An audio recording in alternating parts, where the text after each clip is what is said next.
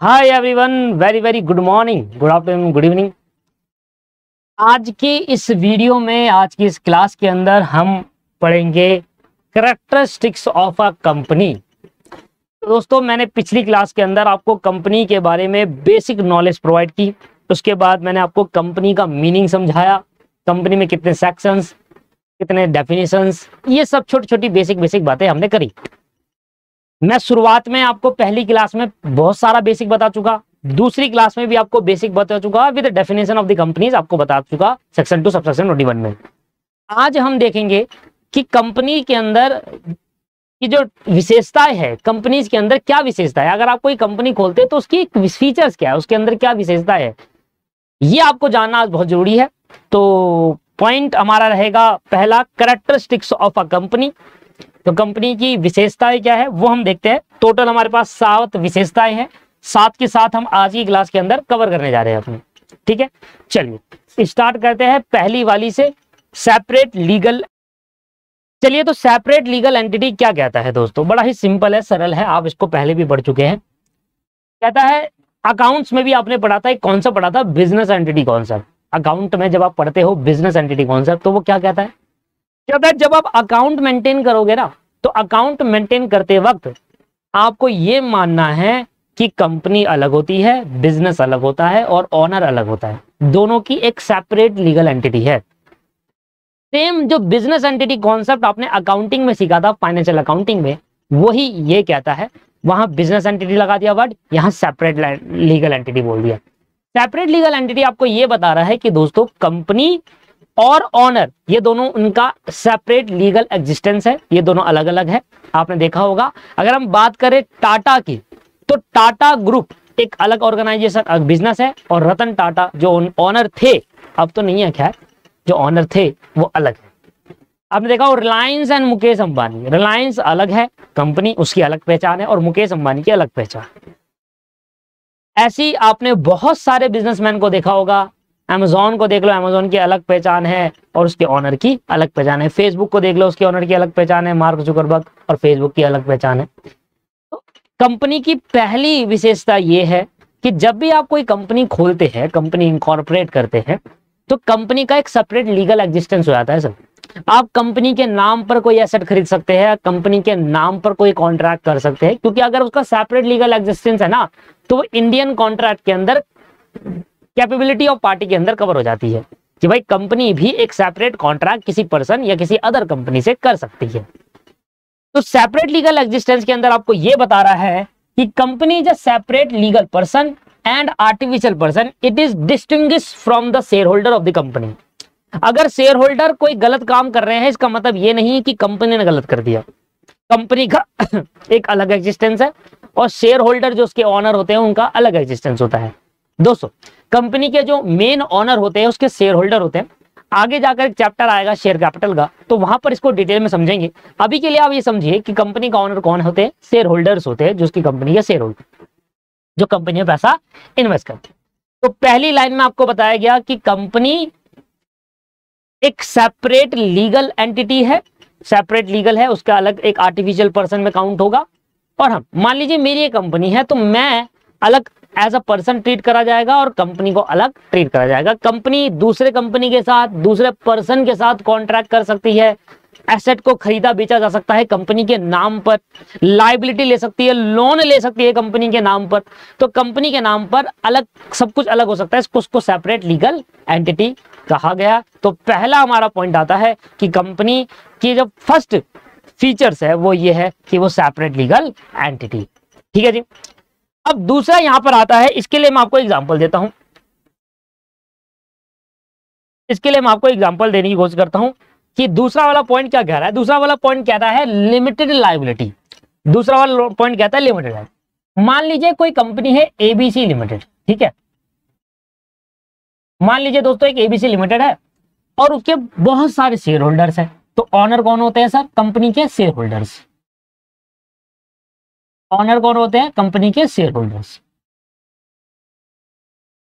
और किसी किसी केस में शेयर होल्डर नहीं होते, किसी किसी केस में शेयर होल्डर नहीं होते, ऑनर ऑनर ही होते। जैसे मेरी कंपनी है, तो मैं अपनी कंपनी का ऑनर हूं, तो ये सब तो जरूरी नहीं है कि हर केस के अंदर शेयर होल्डर ही कंपनी के ओनर रहेंगे, पर आगे जाकर पता चलेगा किस कंपनी के अंदर शेयर होल्डर ओनर होते हैं, किस कंपनी के अंदर शेयर होल्डर को ओनर नहीं कहा जाता।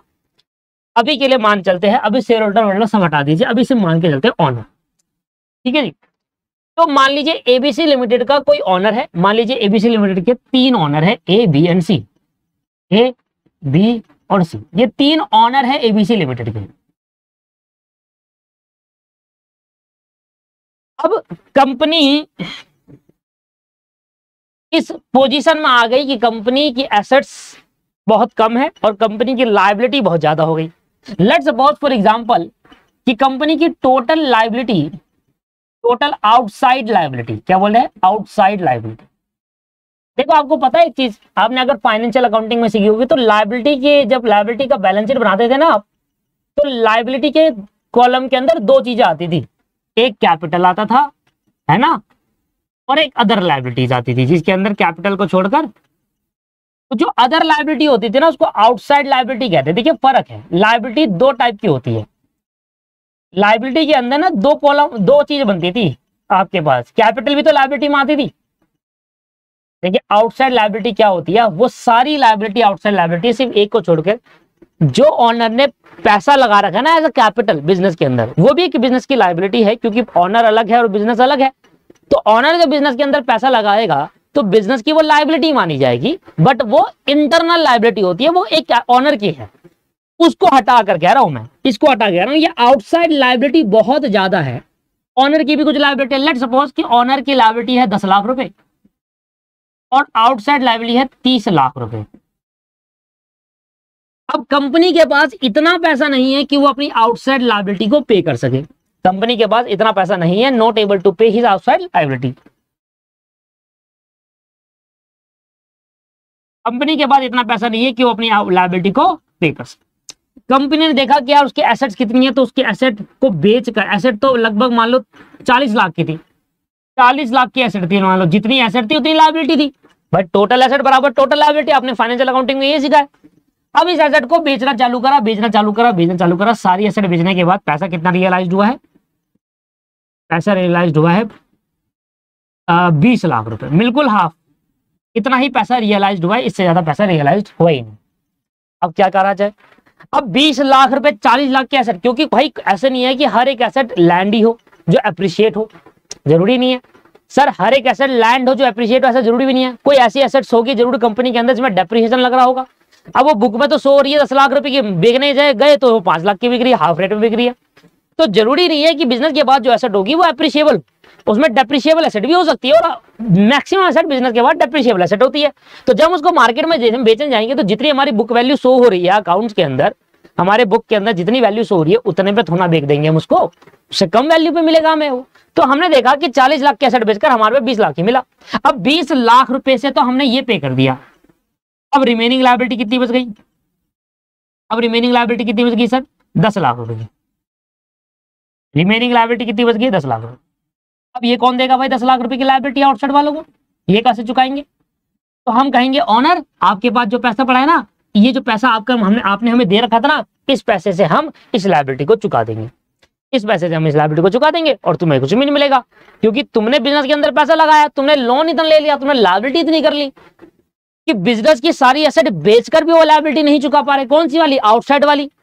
अब 10 लाख रुपए भी रह गया तो हम तुम्हारा पैसा ले लेंगे जी, हम तुम्हारा पैसा ले लेंगे, 10 लाख रुपए हम ले लेंगे और तुम्हें कुछ भी नहीं देंगे। फिर इसके बाद तुम ये नहीं कह सकते कि जो मैंने पैसा लगाया था वो मुझे वापस दो। क्यों दो भाई वापस? क्योंकि तुमने इतनी लायबिलिटी ले ली, क्योंकि बिजनेस चलाने वाले तो तुम ही हो ओनर, और तुमने बिजनेस के अंदर इतनी लायबिलिटी जनरेट कर दी जो तुम्हारी एसेट बेचकर भी वो लायबिलिटी पे नहीं हो पा रही और 10 लाख की लायबिलिटी रिमेनिंग रहेगी। तो हम तुम्हारे जो 10 लाख रुपए ऐसा कैपिटल तुम तीनों ने लगाया ना, उसका पैसा यूज करके वो लायबिलिटी वालों को चुका देंगे। ठीक है, समझ में आ गया? तो ये होगी तुम्हारी ऑनर की लायबिलिटी। बट मान लेते हैं कि अगर ये लायबिलिटी 10 लाख रुपए है, तो हम ये लायबिलिटी कैपिटल से पे कर देंगे। ऑनर को बोलेंगे जाओ भाई कैपिटल जितनी तुमने लगाई थी उससे, तो लायबिलिटी किससे पे हो जाएगी? जो उन्होंने कैपिटल पैसा लगाया था उस 10 लाख रुपए से लायबिलिटी पे कर देंगे और यहां पर हमारी लायबिलिटी खत्म हो जाएगी। बढ़िया हो जाएगा ये तो। बट लेट्स सपोज अगर हम केस नंबर 2 लेकर चले,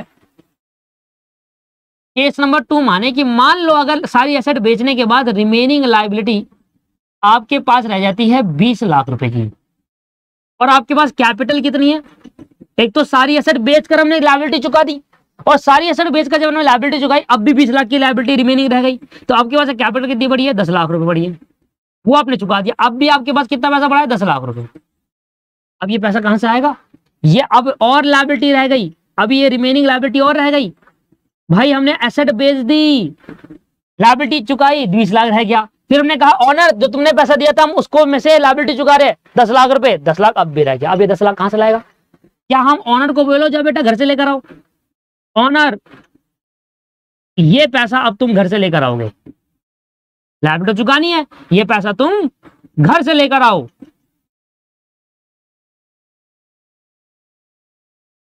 ये पैसा तुम दोस्तों घर से लेकर आओ, ऑनर से कह रहे हैं ये पैसा तुम घर से लेकर आओ।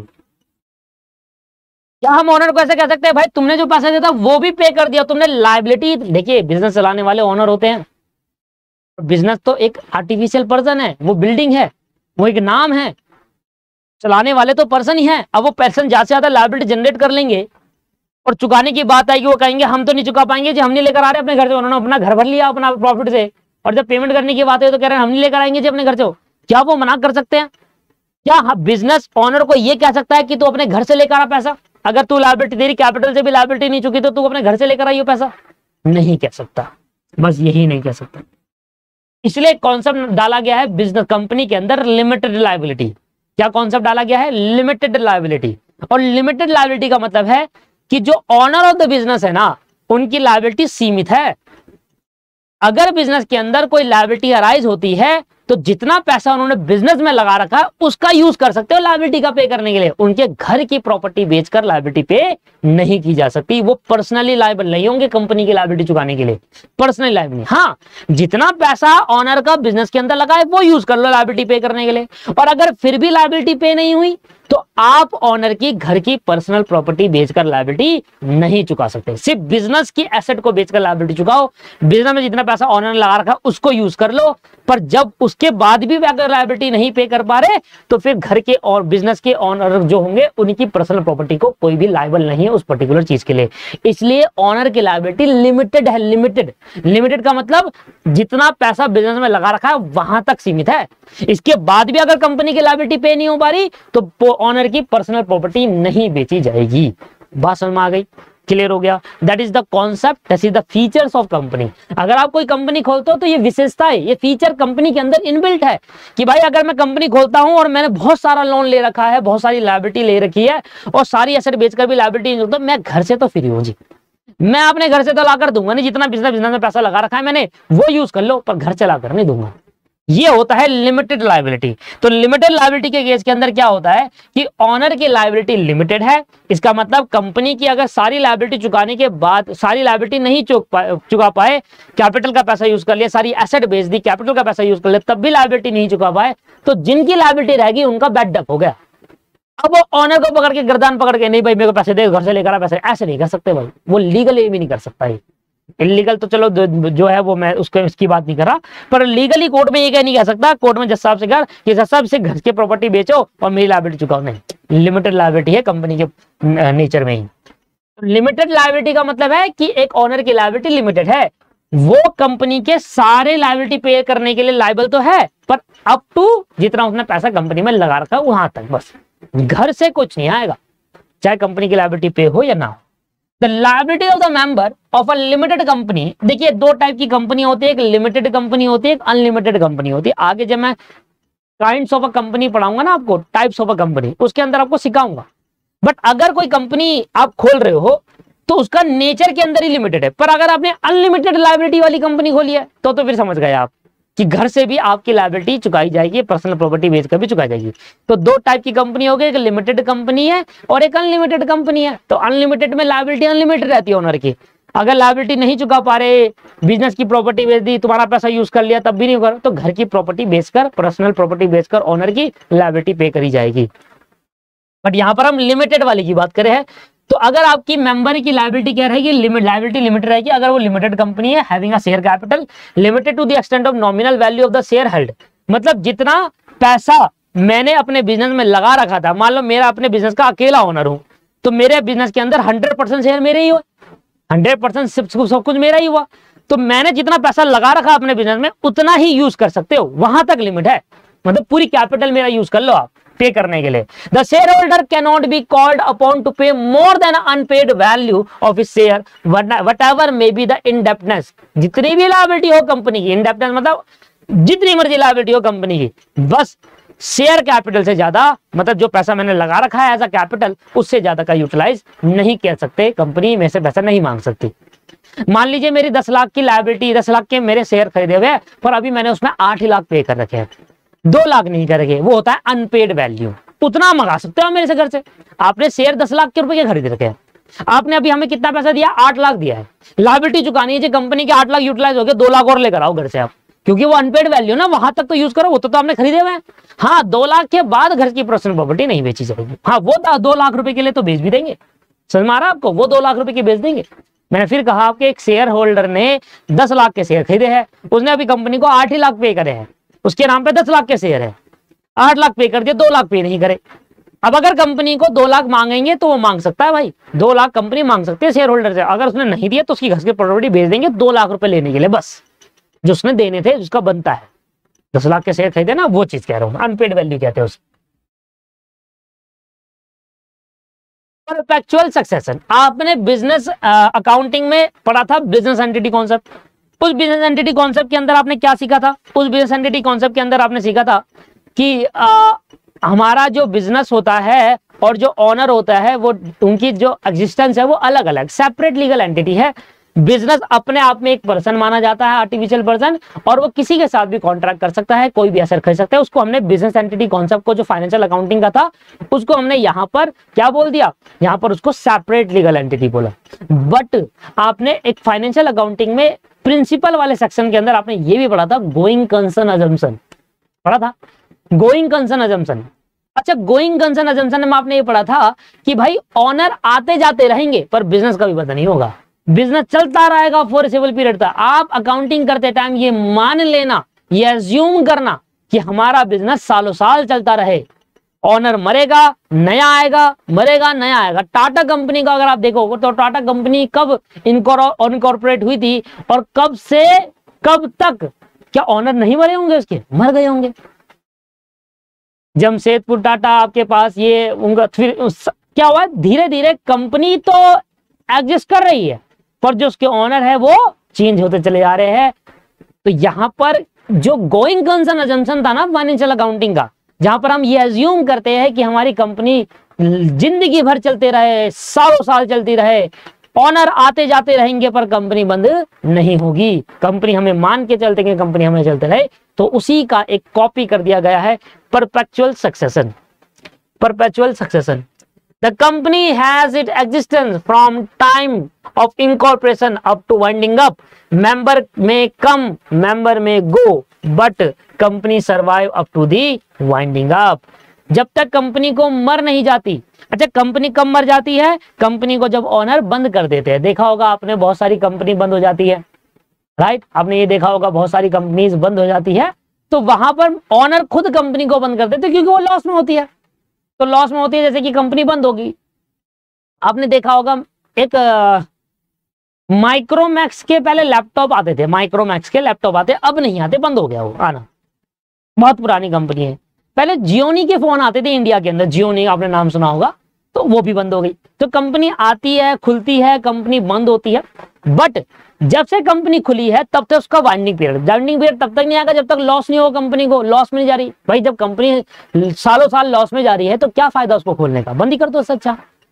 तो कंपनी क्या है, वाइंडिंग अप के तहत, वाइंडिंग का मतलब बंद होने, कंपनी खुलने से लेकर बंद होने तक कंपनी का एग्जिस्टेंस सर्वाइव रहता है, कंपनी चलती रहती है। अगर वो प्रॉफिट है तो चलती रहेगी, चलती रहेगी। जैसे टाटा को देखो, आज के टाइम पता नहीं कितने ही साल हो गए, 1945 से लगा लो आप हिसाब किताब, आज 2022 एंड हो रहा है, 23 चल रहा है, 23 चलेगा, 23 तक लगा लो आप कितना बनता है हिसाब किताब। तो ये लगभग इतने साल हो गए हैं कंपनी चल रही है, पर ओनर आए ओनर गए, ओनर आए ओनर गए, परपेचुअल सक्सेस है। तो कंपनी हमेशा सरवाइव करती है जब तक उसको बंद ना कर दिया जाए, तब तक वो सरवाइव करती रहेगी। और ऑनर आएंगे, ऑनर जाएंगे, पर कंपनी कभी नहीं मरेगी, कंपनी चलती रहेगी, उसका नाम चलता रहेगा, right. That is called perpetual succession. सबसे पहले हमने क्या बात करी, separate legal entity. Separate legal entity क्या कहता है कि कंपनी का जो ऑनर होता है और जो कंपनी होती है उसका सेपरेट लीगल एग्जिस्टेंस होता है। कंपनी को एक आर्टिफिशियल पर्सन माना जाता है और कंपनी अपने नाम पर कॉन्ट्रैक्ट, अपने नाम पर एसेट, अपने नाम पर लायबिलिटी अराइज कर सकती है। उसके लिए ऑनर की नीड नहीं है, ऑनर अलग काम है, अपना ऑनर का नाम अलग है और कंपनी का नाम अलग माना जाएगा। जबकि दूसरे वाले पॉइंट में हमने क्या पढ़ा, लिमिटेड लायबिलिटी। लिमिटेड लायबिलिटी आपको क्या बताता है सर, लिमिटेड लायबिलिटी आपको बताता है कि कंपनी के जो ऑनर की लायबिलिटी है वो लिमिट है, सीमित है। अगर कंपनी को लायबिलिटी चुकानी है, कंपनी की एसेट बेच दी, लायबिलिटी चुकाई, नहीं पे कर पाए, कंपनी के ऑनर की कैपिटल भी यूटिलाइज कर ली, तब भी लायबिलिटी पे नहीं हो रही, तो कंपनी के ऑनर जो है उसके घर की पर्सनल प्रॉपर्टी नहीं बेची जाएगी in case of limited liability company. अगर वो कंपनी लिमिटेड लायबिलिटी वाली है तो फिर घर की पर्सनल प्रॉपर्टी नहीं बेचेंगे। पर अगर वो कंपनी अनलिमिटेड लायबिलिटी वाली है, मान लो मैंने अनलिमिटेड लायबिलिटी वाली कंपनी खोली और कंपनी की लायबिलिटी मेरी शेयर कैपिटल भी नहीं चुका पाई, तो अब मेरा जो पैसा होगा वो मेरे घर की पर्सनल प्रॉपर्टी जो जो मेरे नाम पर होगी वो बेचकर कंपनी की लायबिलिटी चुकाई जाएगी। That is called unlimited liability, और ये हो गया लिमिटेड लायबिलिटी। और तीसरा हमने पॉइंट पढ़ा परपेचुअल सक्सेशन।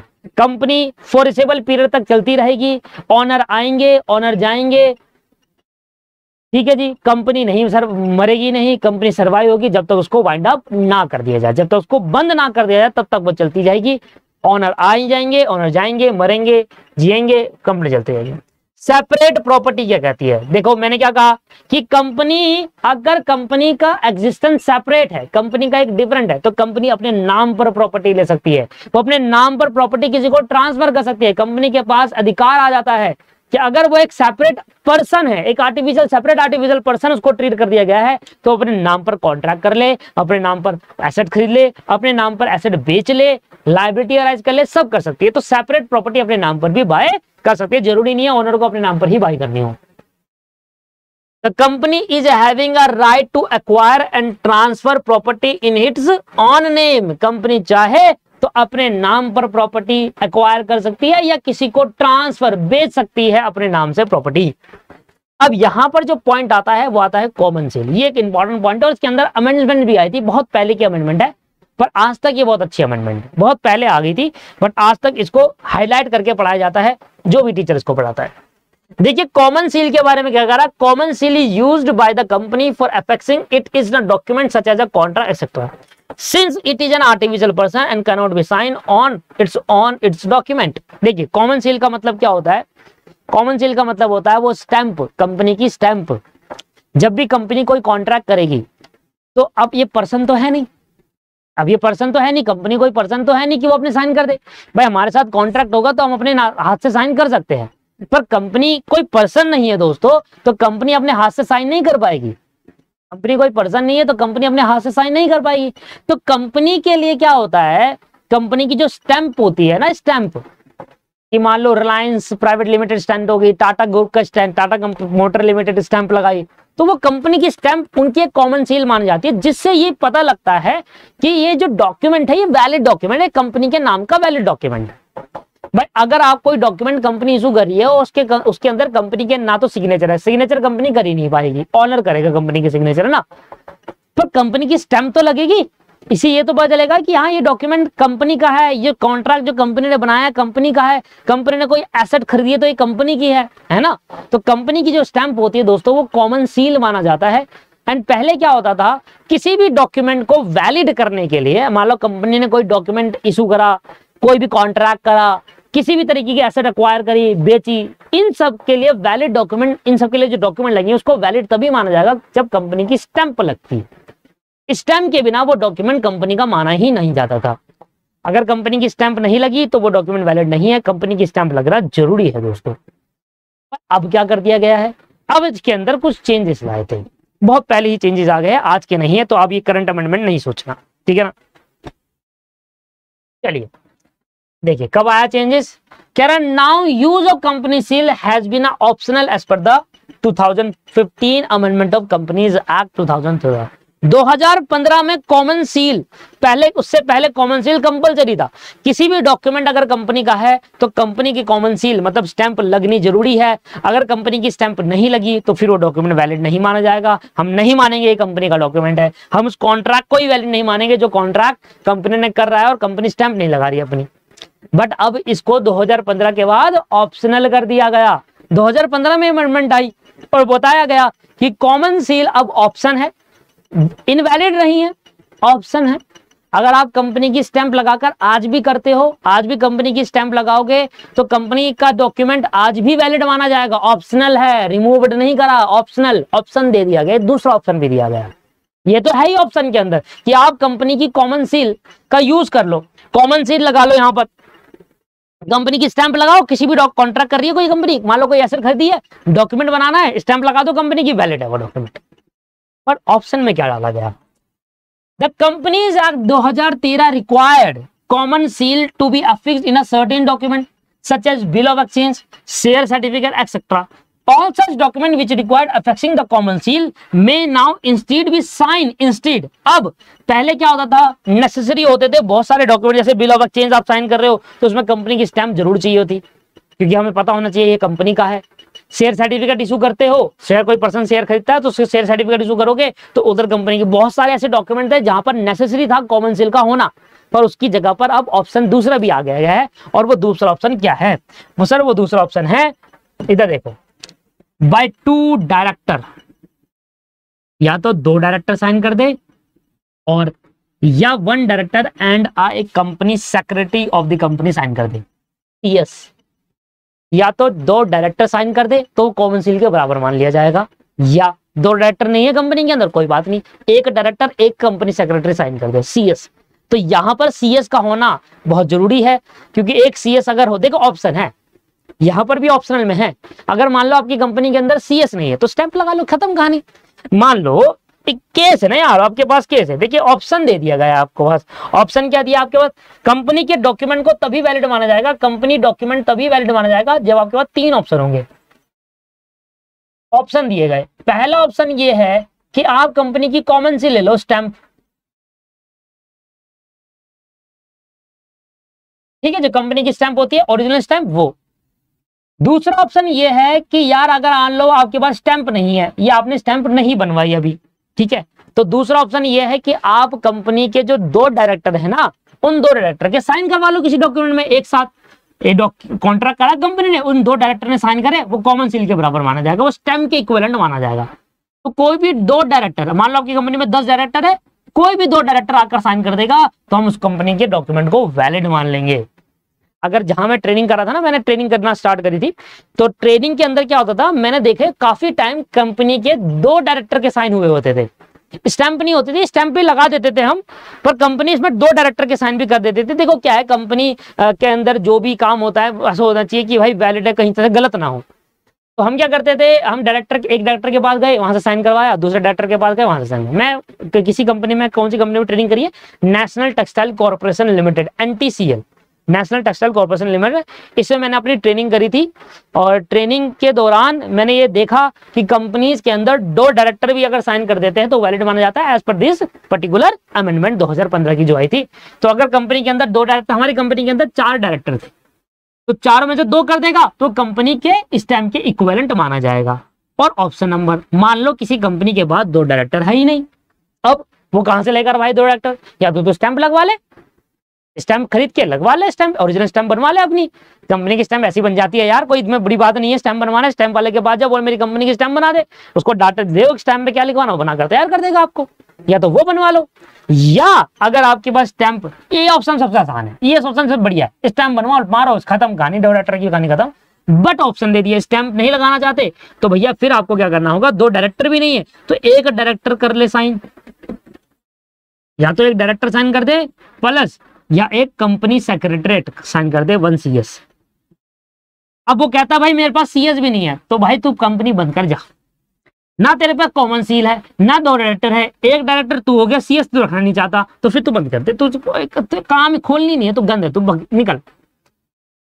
ठीक है भाई, कॉमन सील तो हर किसी के पास होती है, स्टैंप तो हर किसी के पास मिल ही जाती है कंपनी की, बनवा लो, नहीं है तो ये सबसे बेस्ट ऑप्शन था। पहले यही था बस कंपलसरी, ये दोनों नहीं था, ऑप्शन में डाल दिए गए, अब कोई भी यूज कर सकते हैं, डॉक्यूमेंट वैलिड माना जाएगा। लो जी, ये बात समझ में आ गई आपके, यहां तक पॉइंट क्लियर हो गया सर आपको? तो ये पर्टिकुलर पॉइंट आपको क्लियर हो गया। मैं फिर से आपको पढ़ा देता हूं, क्योंकि मैं चाहता हूं कि 7 बाय 7 आपको याद करवा दूं, साथ के साथ आपको याद करा दूं, कोई यहाँ पर दिक्कत परेशानी ना हो बाद में। पहले हमने पढ़ा सेपरेट लीगल एंटिटी, वहां हमने सीखा कि कंपनी के दो बिजनेस में ओनर होता है और कंपनी जो होती है वो दोनों की एंटिटी सेपरेट है। दूसरा हमने पढ़ा लिमिटेड लायबिलिटी, लिमिटेड लायबिलिटी हमने सीखा कि कंपनी का जो ओनर है उसकी लायबिलिटी लिमिटेड है, जितना पैसा उसने बिजनेस में लगा रखा है उतना ही यूटिलाइज हो सकता है, घर की पर्सनल प्रॉपर्टी नहीं बेची जा सकती। तीसरा हमने पढ़ा आपके पास परपेचुअल सक्सेशन, इसके अंदर हमने देखा कि कंपनी हमेशा सरवाइव करती जाएगी जब तक उसको वाइंड अप ना कर दिया जाए, खुद से वो चलती जाएगी, ओनर आएंगे जाएंगे, ओनर आते रहेंगे जाते रहेंगे, पर कंपनी कभी नहीं मरेगी, कंपनी हमेशा चलती जाएगी। इसके बाद हमने पढ़ा एक और, कंपनी अपने प्रॉपर्टी ट्रांसफर कर सकती है ना, कंपनी अपना प्रॉपर्टी ट्रांसफर कर सकती है, खरीद सकती है, ट्रांसफर कर सकती है और उसको एक्वायर कर सकती है, उसको चाहे तो ट्रांसफर करती है, अपने नाम पर कर सकती है। उसके बाद हमने कॉमन सील पढ़ा, कॉमन सील में हमने पढ़ा कि कंपनी का किसी भी डॉक्यूमेंट को वैलिड करने के लिए कॉमन सील होना जरूरी है, स्टैंप होनी जरूरी है, जिससे पता लगा हाँ ये इस कंपनी का है, इस कंपनी ने कॉन्ट्रैक्ट करा है। इसमें 2015 में एक अमेंडमेंट आई थी, वहां पर आपको बताया गया कि कॉमन सील अब से ऑप्शनल हो गया है, चाहो तो वो कर लो, नहीं तो 2 ऑप्शन हो रहा है आपके पास, 2 डायरेक्टर साइन कर दे किसी डॉक्यूमेंट में तब भी वो वैलिड माना जाएगा, या एक डायरेक्टर एक कंपनी सेक्रेटरी साइन कर दे तब भी वो वैलिड माना जाएगा। इधर देखिए सारे हो गए, कॉमन सील हो गया, सेपरेट प्रॉपर्टी अपने नाम पर खरीद सकते हैं। आज अगला हमारा पॉइंट है transferability of share, transferability of share.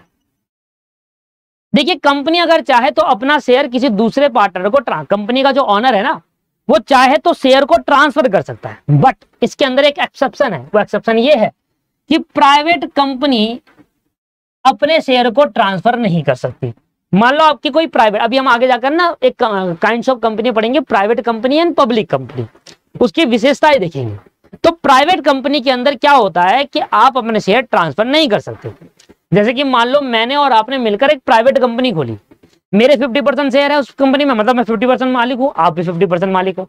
तो अगर आप चाह रहे हो कि यार मैं इस कंपनी में काम नहीं करना चाहता, तो मैं अपने भाई को ट्रांसफर करना चाहता हूं, तो आप अपने भाई को ट्रांसफर करना चाहते हो अपने 50% शेयर, तो नहीं कर सकते। पहले प्राइवेट कंपनी बंद करो, नहीं खोलो, ऑफिस को बना लो पार्टनर, आप बढ़ जाओ, आप ट्रांसफर नहीं कर सकते। प्राइवेट कंपनी अपने शेयर को ट्रांसफर नहीं कर सकते, प्राइवेट कंपनी के ओनर अपने शेयर को ट्रांसफर नहीं कर सकते, जबकि पब्लिक कंपनी में कोई भी पर्सन किसी भी टाइम अपने शेयर को ट्रांसफर कर सकता है फ्रीली। ये भी हम डिटेल में पढ़ेंगे, बट टाइप्स ऑफ कंपनी में जब मैं उसको पढ़ाऊंगा आगे, टाइप्स ऑफ कंपनी समझना बहुत जरूरी है, क्योंकि इसी के आगे पूरा चैप्टर डिपेंड करते हैं। ये तो भी विशेषता है। तो मैंने कहा कि ट्रांसफरेबिलिटी ऑफ शेयर कैसी है, फ्रीली ट्रांसफर कर सकते हो शेयर को पब्लिक कंपनी के अंदर, जबकि अगर प्राइवेट होगी तो उसमें नहीं कर सकते, ठीक है ना। आगे जाकर इनके डिफरेंस पढ़ेंगे। कैपेसिटी टू स्यू, स्यू मतलब होता है केस करना, और बीट सूट उसके ऊपर। मान लो कोई पर्सन ने, कंपनी ने किसी के साथ कॉन्ट्रैक्ट करा, कंपनी ने किसी के साथ कॉन्ट्रैक्ट करा और कंपनी ने अपनी ऑब्लिगेशन तो पूरी करी, पर दूसरी पार्टी ने अपनी ऑब्लिगेशन पूरी नहीं करी, उसने कॉन्ट्रैक्ट को तोड़ दिया, ब्रीच कर दिया कॉन्ट्रैक्ट, तो अब कंपनी चाहे तो उस पार्टी पर केस कर सकती है। इसका उल्टा, मान लो कंपनी ने कॉन्ट्रैक्ट करा किसी पर्टिकुलर पर्सन के साथ या किसी पर्टिकुलर कंपनी के साथ, अब सामने वाली पार्टी ने तो अपनी ऑब्लिगेशन पूरी कर दी और हम नहीं, हमारी कंपनी ने अपनी ऑब्लिगेशन पूरी नहीं करी, तो सामने वाली पार्टी हमारी कंपनी के ऊपर केस कर सकती है। तो ऐसा नहीं है कि कंपनी खोली गई है तो कंपनी के ऊपर केस नहीं हो सकता, कंपनी के ऊपर केस भी हो सकता है, और कंपनी चाहे तो किसी के ऊपर केस भी कर सकती है, सेपरेट पर्सन है। चलिए, तो ये बता रहा है capacity to sue and be sued being a separate legal entity, क्योंकि सेपरेट लीगल एंटिटी है, वो एक आर्टिफिशियल पर्सन है, तो company is having a capacity to sue, किसी के ऊपर केस कर सकती है या कोई पार्टी कंपनी के ऊपर केस कर सकता है। तो ये पर्टिकुलर पॉइंट हमने सीखे, हमने टोटल 7 आपके पास सीखा, क्या कहते हैं फीचर्स। 7वें फीचर में सबसे पहला हमने क्या सीखा, सबसे पहला हमने सीखा सेपरेट लीगल एंटिटी, दूसरा हमने लिमिटेड लायबिलिटी, तीसरा परपेचुअल सक्सेशन, फिर सेपरेट प्रॉपर्टी, कॉमन सील, और उसके बाद हमने क्या सीखा, उसके बाद हमने सीखा कि transferability of share and capacity sue और बी स्यूड। तो इन 7 पॉइंट को एक बार जल्दी से रिवाइज करते हैं, उसके बाद फिर अगले पॉइंट पर समझते हैं। अगले पॉइंट पे एक केस स्टडी मुझे पढ़ानी है। पहला पॉइंट आपको क्या था, सेपरेट लीगल एंटिटी। इसमें हमने क्या सीखा, आप बोर हो रहे होंगे मुझे पता है, पर मैं जो बोलता हूं उसको सुन लो। हो सकता है आप, मैं, बहुत सारे बच्चे मुझे ये कहते हैं कि आप एक ही चीज को बार बार रिपीट करते हो। मैं एक बारी में भी कह सकता हूं, पर मेरा पर्पस ये होता है कि आपको कॉन्सेप्ट समझाने के बाद उसको याद भी करा दो, क्यों थ्योरी सब्जेक्ट है, आप समझने की कोशिश, पर्पस मेरा अलग। अगर आप कहोगे कि यार नहीं आप याद बात कराओ मत क्लास के अंदर, टाइम वेस्ट होता है, मैं नहीं कराऊंगा, एक बार बोलूं काम खत्म, मैं आगे बढ़ जाऊंगा, इसमें तो मेरा ही बेनिफिट है, इसमें बेनिफिट दोस्तों मेरा ही है, मेरी क्लास जल्दी हो जाएगी कंप्लीट और मैं जल्दी कंप्लीट करा दूंगा, पर आपको याद नहीं हो पाएगा। और आपको पता है थ्योरी सब्जेक्ट एक बार आपने पढ़ा, फिर आगे बढ़ो, टाइम मिले ना मिले आगे चलते जा रहे हो, पीछे का भूलते जा रहे हो, इसलिए मुझे अपने तरीके से पढ़ाना। तो हाँ, कोई सी स्टूडेंट को अगर ये लगता है कि यार मैं एक बारी को बार बार रिपीट कर रहा हूँ, तो उसका मैं आंसर दे रहा हूँ कि इसलिए रिपीट कर रहा हूँ क्योंकि आपको वो याद हो जाए। अभी बहुत सारे स्टूडेंट कहेंगे कि एक ही चीज आप 3 बार बताने लगे, 3 बार बताया इसलिए क्योंकि आपके दिमाग में बैठ गई भैया, अब मैं एक बार और बताऊंगा तो आपके दिमाग में सेट हो जाएगी वो चीजें, तो आप लंबे टाइम तक रिटेन रहेगी, उसके बाद फिर आपको दोबारा करना है। मेरा काम यहाँ खत्म हो जाता है, मैंने आपको यहाँ पर याद करा के भेज देना है। कॉन्ट्रैक्ट आप पढ़ोगे चैप्टर, कॉन्ट्रैक्ट के अंदर ही मैंने यही करा है, मैंने यहाँ तक एक एक डेफिनेशन याद करा कर भेजता हूँ मैं। उसके बाद 10 दिन बाद आप भूल जाते हो, उसके बाद आप कभी याद नहीं कर पाते, तो पेपर में खुलती है फिर वो, इसलिए बेनिफिट होता है यहाँ पर 10 दिन तक रिटेन रहती है चीजें। सेपरेट लीगल एंटिटी जल्दी करते हैं, सेपरेट लीगल एंटिटी में कंपनी का ऑनर और बिजनेस अलग अलग होते हैं, एक सेपरेट एंटिटी होती है, ऑनर और बिजनेस को अलग अलग माना जाएगा, कंपनी को अलग माना जाएगा। दूसरा, लिमिटेड लायबिलिटी कंपनी का मतलब होता है कि कंपनी के जो ऑनर है उसकी लायबिलिटी लिमिटेड है, अप टू सीमित कंपनी, उसकी पर्सनल प्रॉपर्टी नहीं बेची जा सकती। तीसरा हमने पढ़ा परपेचुअल सक्सेशन, ऑनर आएंगे ऑनर जाएंगे, कंपनी हमेशा सर्वाइव करेगी जब तक उसको कोई बंद ना कर दे। चौथा हमने पढ़ा सेपरेट प्रॉपर्टी, सेपरेट प्रॉपर्टी हमने सीखा कि यार कंपनी चाहे तो अपने नाम पर प्रॉपर्टी इशू खरीद सकती है और अपने नाम से प्रॉपर्टी ट्रांसफर भी कर सकती है। उसके बाद हमने पढ़ा कॉमन सील, कॉमन सील में मतलब हुआ कि किसी भी कंपनी के डॉक्यूमेंट को वैलिड तभी कहा जाएगा जब कंपनी की स्टैंप लगेगी, जो कि होती थी कॉमन सील। अब कॉमन सील 2015 की अमेंडमेंट में इसको क्या कर दिया गया, ऑप्शनल ला दिया गया, चाहो तो कॉमन सील का इस्तेमाल कर लो, चाहे 2 डायरेक्टर साइन कर ले या 1 डायरेक्टर एक कंपनी सेक्रेटरी साइन कर ले तो डॉक्यूमेंट वैलिड मान लिया जाएगा। उसके बाद हमने 5वां पढ़ा जिसके अंदर हमने सीखा कि कंपनी अपने शेयर को ट्रांसफर कर सकती है इजिली कभी भी किसी भी टाइम, पर प्राइवेट कंपनी नहीं कर सकती, except private company, private company को एक्सेप्शन में डाल दिया गया। उसके अलावा कंपनी क्या कर सकती है, प्राइवेट पब्लिक कंपनी अपने शेयर को इजिली ट्रांसफर कर सकती है। इसके बाद हमने ये सीखा कि कंपनी के ऊपर भी केस हो सकता है और कंपनी चाहे तो कंपनी के किसी और पार्टी पे भी केस कर सकती है। तो 7 के 7 पॉइंट आपको आप समझ में आ गए होंगे, याद भी हो गए होंगे, मन में याद करने की कोशिश कर रहे होंगे तो वो भी हो जाएगा। अब दोस्तों एक फेमस केस आता है सलमोन बॉय का, Salomon versus Salomon and company, Salomon versus Salomon and company, इसका फेमस केस है, इसके बारे में मैंने डिटेल भी दे दी है, बट ये पढ़ने की नीड नहीं है, मैं आपको एक डायग्राम बता रहा हूं, आपको वो पढ़ना है और खत्म कहानी। ये केस लॉ क्या कहता है,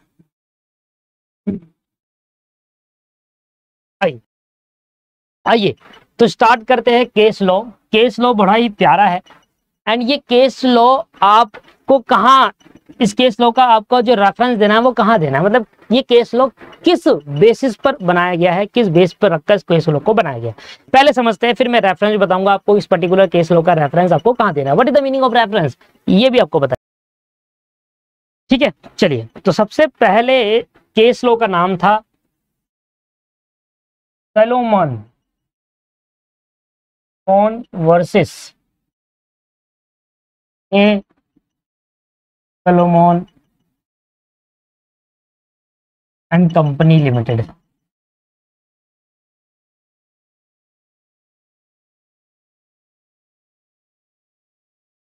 ये हमारा दोस्तों इस पर्टिकुलर केस की बात में आ जाओ, अच्छे से स्टार्ट करवाता हूँ आपको केस। देखिए एक हमारा था एरन सोलोमन, मतलब ये जो सोलोमन है ना, सलमोन बॉय, ये था वो सलमोन बॉय, ठीक है। एरन सोलोमन का सर एक शूज का बिजनेस था, एरन सोलोमन का एक क्या था, शूज का बिजनेस था, शूज का।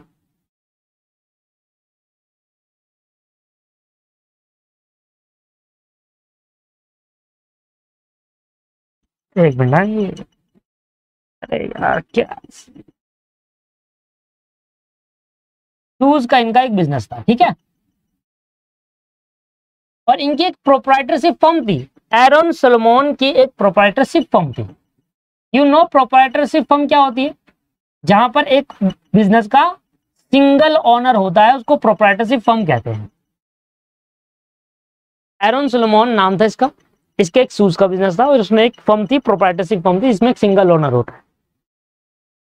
अब ये पर्सन क्या कह रहा था अपने बिजनेस के अंदर ना, इसने क्या करा अपने बिजनेस के अंदर अपने परिवार वालों को एज एन बनाना चाहता था, पर ये प्रोप्राइटरशिप फर्म थी। प्रोप्राइटरशिप फर्म क्या होती है सर, एक ही ऑनर होना चाहिए इसके अंदर। ये अपने बेटे को लाना चाहता था अपने बिजनेस के अंदर, है ना, बेटे उसको लाना चाहता था, 4 बेटे थे इसके, उसको लाना चाहता था बिजनेस के अंदर। अब इसने क्या करा, इसने कहा, सोचा, दिमाग लगाया इसने कहा, इसने कंपनी बनाई नहीं, इसने क्या करा दोस्तों, एक नई कंपनी बनाई, एक नई कंपनी इंकॉर्पोरेट करी, एक नई कंपनी खोली और उस कंपनी का नाम दिया, एक नई कंपनी खोली और उस कंपनी का नाम दिया, कन्वर्ट नहीं कराया। एरन सोलोमन ने एक नई कंपनी खोली और उस कंपनी का नाम दिया सोलोमन एंड कंपनी लिमिटेड करके उसने A Salomon and company, Aron Salomon है ना, एरन सोलोमन, उसका नाम दिया। अब इस कंपनी ने क्या करा, इस कंपनी ने इस प्रोप्राइटरशिप फर्म को खरीद लिया 30,000 पाउंड में। ये पूरी कहानी हो रही थी, अभी चलते जाओ, पूरी कहानी सुनते रहो। एरन सोलोमन कंपनी ने इस प्रोप्राइटरशिप को बाय कर लिया, एक्वायर कर लिया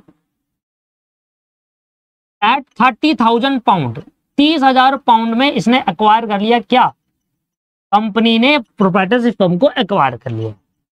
इतनी बात समझ में आ गई। एक्वायर करने के बाद सोलोमन एंड कंपनी के अंदर अब देखा गया कि कितने ऑनर है सोलोमन एंड कंपनी के अंदर और कितने उसको चलाने वाले पर्सन। तो ऑनर को कहा जाता है मेंबर और जो चलाने वाले पर्सन होते हैं उनको कहा जाता है डायरेक्टर। ठीक है ना। तो लेट्स सपोज कि चलाने वाले पर्सन को कहा रहे हैं, आगे जाकर समझाऊंगा इनका डिफरेंस भी, डायरेक्टर कौन होते हैं और ये मेंबर या ऑनर कौन होते हैं। पर ऑनर वो जिन्होंने कंपनी के अंदर पैसा लगा रखा है और डायरेक्टर वो जो कंपनी को चला रहा है, जो ऑनर के बिहाफ पर कंपनी को चला रहा है। ठीक है, इतने के लिए समझिए अभी 2 मिनट के लिए।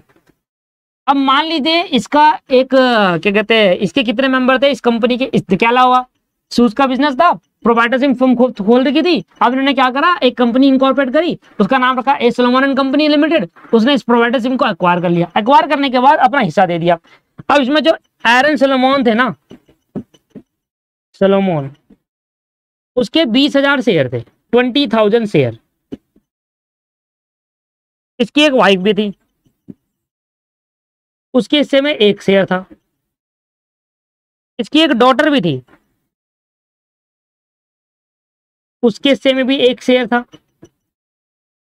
और इसके 4 बेटे थे, 4 सन, उसके हिस्से में भी सभी के अंदर भी 1 शेयर था। मतलब इस शेयर, 1 शेयर ईच, सभी के हिस्से में 1-1 शेयर था।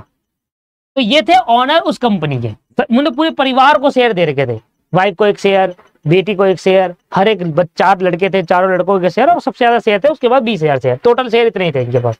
और डायरेक्टर जो कंपनी को चला रहा था वो एरन सोलोमन था, मतलब चलाने वाला भी डायरेक्टर सेम है। मैं अपनी कंपनी को खुद चलाऊंगा ना, मैं क्यों रखूंगा दूसरा डायरेक्टर, भाई मेरी कंपनी, तो मेरी कंपनी का डायरेक्टर मैं ही तो होऊंगा, ऑनर भी मैं, डायरेक्टर भी मैं, क्यों रखूंगा दूसरे को। ठीक है ना, सिंपल सी बात है। आप कोई कंपनी खोलोगे तो चलाने किसी और को दोगे, पैसा आप लगाओगे, चलाने किसी और को दोगे, ऐसा थोड़ी ना होता है। चलाओगे भी आप ही और पैसे भी आप ही लगाओगे। ठीक है, सिंपल सी, ये पूरी कहानी समझ में आई। चलो आगे बढ़ते हैं हम, ये तो पूरा बेस था, अभी कहानी सुनते जाओ। अब क्या हुआ दोस्तों, सोलोमन एंड कंपनी को ना पैसों की जरूरत पड़ी, सोलोमन एंड कंपनी को पैसों की जरूरत पड़ी, कंपनी को पैसों की जरूरत पड़ी, और कंपनी को पैसा चाहिए था। तो कंपनी ने डिसाइड करा कि वो अपने डिबेंचर इशू करेंगे, पब्लिक से लोन लेंगे। तो सोलोमन एंड कंपनी लिमिटेड को फंड रेज करना था, पैसे की जरूरत थी, फंड रेज करना था। तो इन्होंने क्या करा, अपने शेयर इशू नहीं करे, शेयर नहीं इशू करे, डिबेंचर इशू करे। डिबेंचर एक तरीके का लोन होता है जो कि लिया जाता है जनरल पब्लिक से, डिबेंचर इशू करे। अब जिसको डिबेंचर के बारे में नहीं पता, ये भी हमें पढ़ना है, ये भी हमारा एक चैप्टर है, डिटेल में सीखेंगे। पेशेंस, पेशेंस बहुत जरूरी है। अभी के लिए समझिए, डिबेंचर इशू करे, और डिबेंचर इशू करने पर कहा कि कौन हमारे डिबेंचर खरीदेगा। यहां पर जो सोलोमन एंड कंपनी का जो ऑनर था, वही डायरेक्टर, उसने कहा मैं खरीद लूंगा। तो ए सोलोमन ने खरीद लिया, कहा कि मैं खरीदता हूं आपकी कंपनी के डायरेक्टर, मतलब बेसिकली इसने क्या करा, अपनी कंपनी के डिवेंचर खुद खरीद लिए और 10,000 पाउंड में खरीद लिए डिवेंचर। टोटल कितने पाउंड में? 10,000 पाउंड में सारे डिवेंचर खरीद लिए। कह रहा मैं दे रहा हूं आपको पैसा। इसने एज अ कंपनी के अंदर, सुनो, इसने एज एन कैपिटल नहीं लगाई कंपनी के अंदर, कंपनी के डिवेंचर खरीद लिए। इसने कहा अपनी ही कंपनी के डिवेंचर जो करे, अपनी कंपनी में पैसा लगाया, 10,000 पाउंड लगाया, अपनी कंपनी के डिवेंचर खरीद लिए। अब क्या होता है, कंपनी के ऊपर तो लायबिलिटी आ गई, कंपनी के ऊपर क्या आ गई, एक तरीके की लायबिलिटी, कंपनी के ऊपर एक तरीके की क्या आ गई, लायबिलिटी आ गई। क्योंकि अब सुलेमान एंड कंपनी को पैसा देना होगा, तो सुलेमान एंड कंपनी हमारे लिए क्या हो जाएगा, क्रेडिटर। जिस पर्सन को पैसा देना होता है वो हमारे लिए क्रेडिटर हो जाता है। एक कंपनी को, सुलेमान एंड कंपनी लिमिटेड को क्या देना है, जिस पर्सन ने उसका डिवेंचर खरीदे उसको कुछ सालों बाद, 10 साल 20 साल बाद पैसा लौटाना पड़ता है। जितना खरीदा 10,000 पाउंड है तो 10,000 पाउंड लौटाना पड़ेगा। लॉन्ग टर्म नेचर के होते डिवेंचर। तो 10,000 पाउंड जो ऑनर ने अपनी ही कंपनी के डिवेंचर खरीदे, तो सुलेमान एंड कंपनी लिमिटेड ने करा, ये दो अलग अलग पर्सन हैं, अलग अलग, ठीक है ना। इसने क्या करा, ठीक है सर आप इसने क्या करा, ऑनर ने अपनी कंपनी के डिवेंचर खरीदे, इसने डिवेंचर इशू करे, ऑनर को बेच दिया, 10,000 पाउंड आके फंड रेज हो गया, अपना बिजनेस चल रहा है, ठीक है, लायबिलिटी बन गया अधिक। सुलेमान कंपनी के लिए क्या है लायबिलिटी, इनको कहते हैं सिक्योर क्रेडिटर। क्या बोलेंगे इनको, सिक्योर क्रेडिटर। अब मेरी बात सुनो, सिक्योर क्रेडिटर क्या होता है, आपने मुझे पैसा दिया, मेरी कंपनी, आपने मुझे पैसा दिया, पर बदले मैंने उसको आपको कुछ नहीं दिया, तो आप अनसिक्योर क्रेडिटर हो। मतलब आप ये भी नहीं कह सकते कि अगर मैं आपका पैसा मार लूं तो आप क्या करोगे, कुछ भी नहीं कर पाओगे। पर जब आप बैंक पर जाते हो और बैंक से लोन लेते हो, तो बैंक क्या करता है आपसे, आपकी कोई प्रॉपर्टी, लैंड, कागज अपने पास रख लेता है कि इनकेस अगर आपने डिफॉल्ट करा तो हम अपनी प्रॉपर्टी बेचकर अपना पैसा तो ले ही लेंगे। That is called secure loan. ऐसी सिक्योर क्रेडिटर है ये। डिवेंचर एक तरीके के सिक्योर होते हैं। कैसे कि मान लो अगर कंपनी पैसा नहीं लौटा रही तो डिवेंचर से को बेचकर पैसा रेज करा जा सकता है। मतलब अगर ए सुलेमान चाहे तो ये डिवेंचर बाहर मार्केट में बेचकर पैसा ले सकता है अपने, फिर वो दे जाने बंदा जाने वो क्या जाने। अगर चाहे तो सिक्योर एक तरीके के क्रेडिटर होते हैं कि डिवेंचर बेचकर ही पैसा लिया जा सकता है, तो सिक्योर क्रेडिटर है, ठीक है। पर ठीक है, तो यहां पर आगे बात करेंगे। अब क्या हुआ, जब ये सुलेमान एंड कंपनी ने डिवेंचर इशू करे और सुलेमान ने ही, उसी के ऑनर ने उस डिवेंचर को खरीद लिया, तो कुछ टाइम बाद ये कंपनी को कर दिया लिक्विडेट। आफ्टर सम टाइम, कुछ टाइम बाद कंपनी को बंद कर दिया।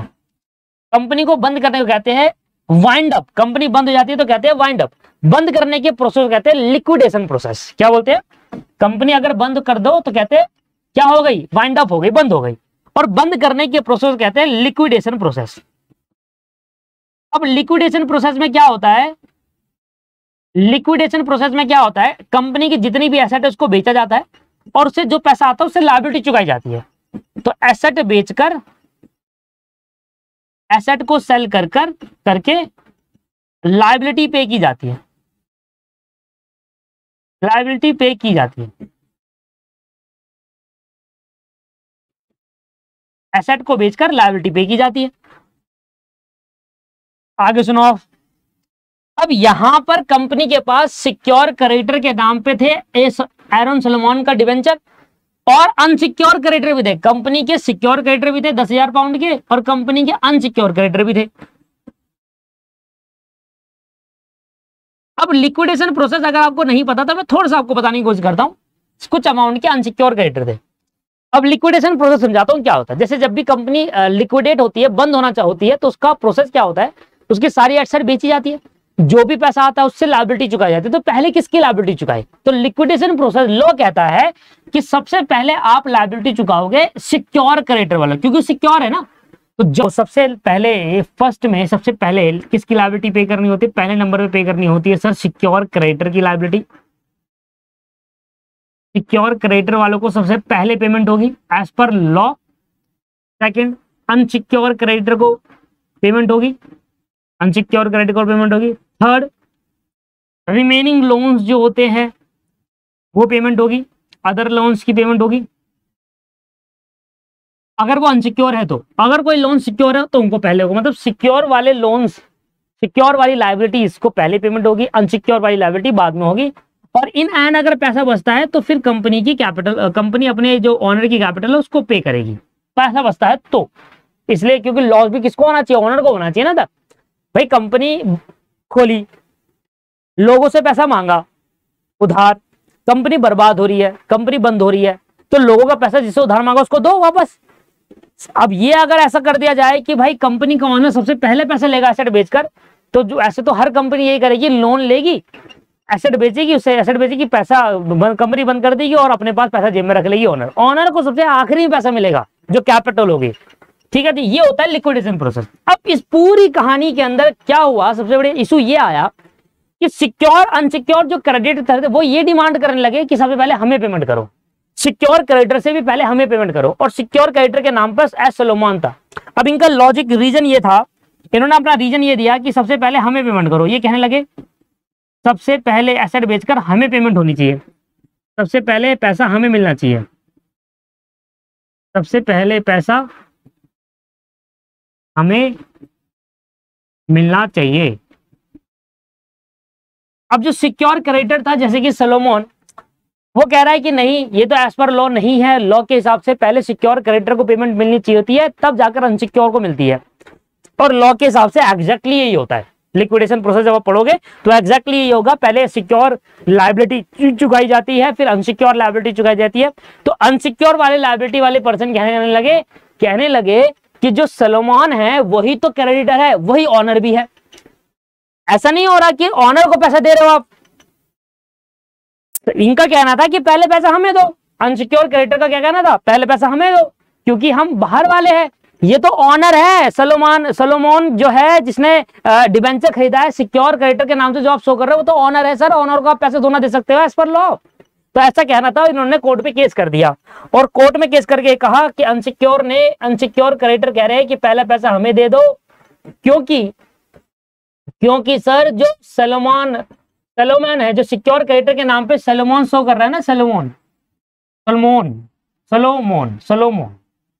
बॉय जो सिक्योर के नाम पे शो कर रहा है वो ऑनर है। सिक्योर क्रेडिटर के नाम पे जो बुक्स में दिख रहा है कंपनी की, वो तो ये तो ऑनर है, ऑनर को पैसा थोड़ा पहले मिलता है।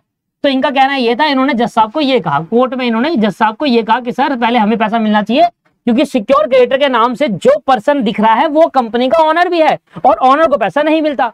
तो जज साहब ने ये डिसीजन दिया कि अगर आप कंपनी की विशेषताएं देखते हैं तो कंपनी की विशेषताएं के अंदर ये लिखा गया है सेपरेट लीगल एंटिटी। कंपनी की विशेषताएं में क्या लिखा है, सेपरेट लीगल एंटिटी।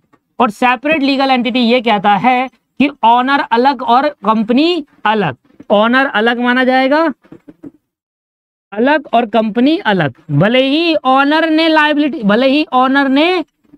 भले ही यहां पर डिबेंचर खरीदने वाला ऑनर हो, पर ऑनर एक सेपरेट लीगल एंटिटी है। भाई ऑनर भी एक तरीके का क्रेडिटर बनेगा। ऐसा नहीं कि भाई ऑनर ने पैसा दिया है तो वो ऑनर उसको पैसे दो। भाई वो एज अ लोन दे रहा है ना, कंपनी को दे सकता है, कोई प्रॉब्लम थोड़ा ना है। मैं एज अ लोन अपनी कंपनी को दे सकता हूं एज अ सिक्योर क्रेडिटर के तौर पर। तो जब कंपनी लिक्विडेट होगी, बंद होगी, उसके बाद सबसे पहले मुझे पैसा मिलना चाहिए ना। ये थोड़ा कह दोगे कि मैं ऑनर हूं तो इसलिए मुझे लास्ट में मिलना चाहिए, नहीं सर, क्योंकि सेपरेट लीगल एंटिटी कॉन्सेप्ट कहता है ऑनर अलग है, बिजनेस अलग है। ऑनर चाहे तो कैपिटल लगा सकता है। हाँ, अगर ऑनर ने कैपिटल लगाई होती तो वो पैसा बाद में मिलता ऑनर को, ऑब्वियस बाद में मिलता, क्योंकि ऑनर अपने बिजनेस के अंदर पैसा लगा रहा है। पर ऑनर एज अ लोन जब बिजनेस को देगा तो ऐसे केस के अंदर दोस्तों उसको एज अ आउटसाइड लायबिलिटी माना जाएगा, भले ही ऑनर कंपनी को लोन दे रहा है। क्योंकि एक सेपरेट लीगल एंटिटी का कॉन्सेप्ट यही कहता है कि ऑनर एक अलग पर्सन है और बिजनेस और कंपनी एक अलग है। ऑनर अगर बिजनेस की कैपिटल लगा रहा है तो कैपिटल ये इनसाइड लायबिलिटी हो गई, चलेगा। पर ऑनर अगर बिजनेस को डिबेंचर खरीद रहा है तो फिर ये आउटसाइड लायबिलिटी में कवर करा जाएगा और सबसे पहले इसको पेमेंट होगी। तो इस केस के अंदर सोलोमन को सबसे पहले पे किया जाएगा और अनसिक्योर क्रेडिटर को बाद में। और ये केस का रेफरेंस दी जाता है सेपरेट लीगल एंटिटी वाले फीचर्स के अंदर। तो जब आप सेपरेट लीगल एंटिटी वाला फीचर पढ़ेंगे तो वहां पर इस केस लॉ का रेफरेंस दिया जाएगा, दोस्तों। और ये पूरा केस मैंने यहां पर लिख दिया है, ठीक है। और वो चार्ट आपको इसके नीचे बनाना है, जगह आपको मिल जाएगी, इसके नीचे मिल जाएगी, चार्ट आपको पूरा बना लिया जिससे आपको आसानी रहेगी। और जब भी आपके क्वेश्चन के अंदर कभी पेपर के अंदर आता है सेपरेट लीगल एंटिटी, पेपर के अंदर आता है फीचर्स ऑफ कंपनी बताओ, साइलेंट फीचर्स ऑफ कंपनी बताओ, कैरेक्टरिस्टिक्स ऑफ कंपनी बताओ, बात एक ही है। और जब भी आप सेपरेट लीगल एंटिटी लिखोगे ना तो उधर आपको केस रेफरेंस देना है। यहां पर आप लिखेंगे केस रेफरेंस, यहां पर आपको बस एक नाम दे देना है केस रेफरेंस के तौर पे केस में क्या था वो याद करने की नीड नहीं है वैसे, ठीक है ना। केस रेफरेंस बस देना होता है, उनका नाम याद करने की होती है कि हाँ केस रेफरेंस था Salomon versus Salomon and company.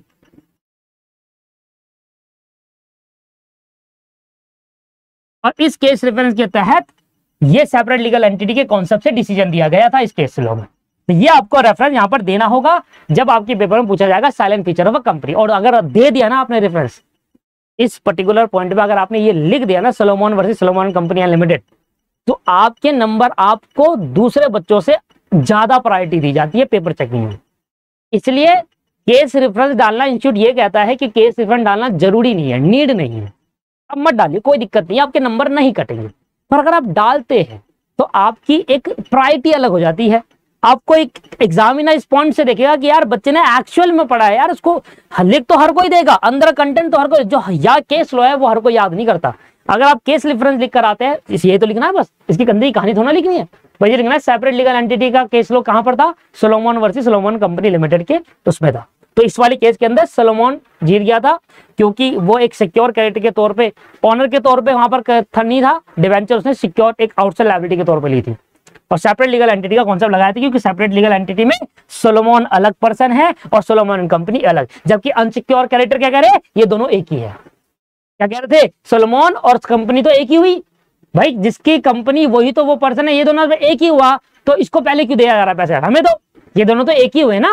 तो इसलिए separate legal entity concept, unsecure creditor का क्या कहना था कि सोलोमन और सोलोमन कंपनी एक ही है। लिख देता हूं मैं यहां पर, इनका ये कहना था Solomon versus Solomon and Solomon company ये दोनों एक ही है, एक ही है, तो पहले ओनर को पैसा क्यों दे रहे हो आप, ये कहना था इनका। जबकि सेपरेट लीगल एंटिटी ने इनको क्या बोला, दोनों अलग अलग होते हैं, इसलिए इसको सिक्योर क्रेडिटर माना जाएगा जब ये डिवेंचर खरीद रहा है तो ओनर। समझ में आया कस्टो? और this is the pure concept. And जब भी आपको कैरेक्टरिस्टिक्स के बारे में कहे तो कैरेक्टरिस्टिक्स में सेपरेट लीगल एंटिटी आ गया आपके पास, लिमिटेड लायबिलिटी आपके पास आ गया, परपेचुअल सक्सेशन आ गया, कॉमन सील आ गया, प्रॉपर्टी सेपरेट आ गया आपके पास, कंपनी कैन स्यू और कैन बी स्यूड आ गया, एंड ट्रांसफरेबल ऑफ शेयर। ये 7 चीज यहाँ पर आपको देखने को मिलती है। एक बार मैं इसको लिख कर दिखाता हूं आपको। सबसे पहले हमने क्या पढ़ा था, सेपरेट लीगल एंटिटी, दूसरा हमने पढ़ा था लिमिटेड लायबिलिटी, तीसरा हमने पढ़ा था कॉमन सील, चौथा हमने पढ़ा था सेपरेट प्रॉपर्टी, पांचवा हमने पढ़ा था परपेचुअल सक्सेशन, छठा हमने पढ़ा था ट्रांसफर ऑफ शेयर, और सातवां हमने पढ़ा था कंपनी कैन बी स्यूड और स्यूड, कंपनी केस कर भी सकती है और कंपनी के ऊपर केस हो भी सकता है। ये 7 पॉइंट आपको याद हो गए होंगे। और case Solomon versus Solomon company का केस लो यहां देना होगा। अनसिक्योर क्रेडिटर का ये कहना था कि ये दोनों एक ही पार्टी है, ये दोनों एक ही है, तो इसको पहले पैसा क्यों दे रहे हो, जबकि वो दोनों अलग होती है, कंपनी और कंपनी का ओनर अलग होता है। इस केस लो से केस लो में सेपरेट लीगल एंटिटी का रेफरेंस दिया गया कि सेपरेट लीगल एंटिटी एक विशेषता है कंपनी की, और वो कहता है कि कंपनी और कंपनी का ओनर एक डिफरेंट एंटिटी है, सेपरेट लीगल एंटिटी है। ठीक है जी, तो यहां पर सोलोमन जीत गया था और उसको पहले पैसा मिला डिवेंचर। हाँ, जो सोलोमन ने कैपिटल लगाई थी वो उसको नहीं मिलेगा, पर जो एज अ सिक्योर क्रेडिटर के तौर पर उठा था उसको पैसा मिल जाएगा। तो आज की क्लास के अंदर दोस्तों यहां पर हमारा टॉपिक खत्म होता है, बट नेक्स्ट क्लास जो होने वाली है हमारी बहुत ही इंपॉर्टेंट होने वाली है, क्योंकि नेक्स्ट क्लास के अंदर आपको बहुत अच्छा टॉपिक पढ़ाने वाला हूं, जो कि टॉपिक का नाम है lifting of corporate will. Topic का नाम बहुत प्यारा टॉपिक है, टॉपिक का नाम है lifting of corporate will. And इस टॉपिक के अंदर सर देखना कितने केस लो, वैसे तो केस लो पढ़ाना मतलब इतना भी मत पढ़ाओ, बट इस लॉ में पढ़ाना बड़ा मजा आ जाएगा। एक केस लॉ हम यहाँ पढ़ेंगे, फिर अगला केस लॉ हम यहाँ पढ़ेंगे, फिर अगला केस लॉ में यहाँ पढ़ेंगे, है ना, यहाँ पर एक और केस लॉ फिर यहाँ पर पढ़ना है। तो लगभग इस पर्टिकुलर कॉन्सेप्ट के अंदर जानबूझकर केस लॉ में इसलिए डाल रहा हूँ क्योंकि आप केस लॉ पढ़ने से क्या होता है, क्लियरिटी मिलती है, बस इतना। मैं नहीं कहता कि आप सारे याद करो, अभी मैंने सोलोमन वाला याद कराया आपको, समझ में आया, मैं कह रहा हूं कि वो याद कर लो। अगर पेपर में आया तो Solomon versus Solomon company limited याद करो, पर बहुत सारे केस है, अब सब कुछ तो आप याद नहीं कर पाएंगे, भले नाम हो, नाम भी याद नहीं कर पाएंगे सर, तो जरूरी भी नहीं है नाम याद करना। पढ़ते हैं, समझते हैं, इस पर्टिकुलर कॉन्सेप्ट पे ये लाइन लिखिए, इस लाइन का क्या मतलब है, इस केस लो से समझेंगे। और फिर समझेंगे। तो कल की क्लास जो हमारी नेक्स्ट क्लास होगी उस क्लास के अंदर सिर्फ आपको एक ही कॉन्सेप्ट पढ़ाऊंगा, लिफ्टिंग ऑफ कॉर्पोरेट वेट, क्योंकि इसके अंदर केस स्टडी समझानी है तो टाइम ज्यादा लगेगा, तो लगभग 1 घंटा ही हमें खा जाएगा लिफ्टिंग ऑफ कॉर्पोरेट वेट समझाने में। और वेरी इंपॉर्टेंट कॉन्सेप्ट है, पेपर में कई बार पूछा जाता है ये वाला टॉपिक। मिलते हैं दोस्तों नेक्स्ट क्लास के अंदर। आज की क्लास को यही समाप्त करते हैं। धन्यवाद, thank you, have a nice day, bye bye.